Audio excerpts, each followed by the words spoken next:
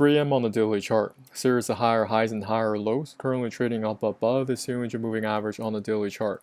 If you look on my channel, back on the 27th December, we also went over this chart right here at this arrow. We identified a pocket of potential support right around 124 and used that support area to bounce right out of it.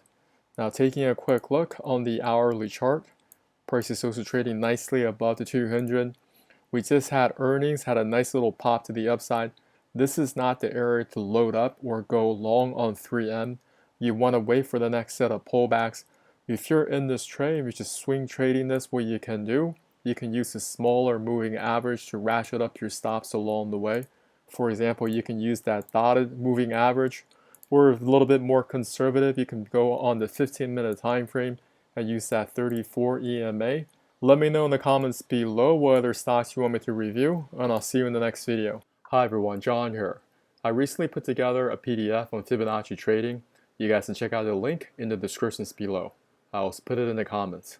Have you subscribed to our YouTube channel? We go over setups in cryptocurrencies as well as US equities to help you grow your account. Subscribe now and hit that notification button. We look to hearing from you in the comments area.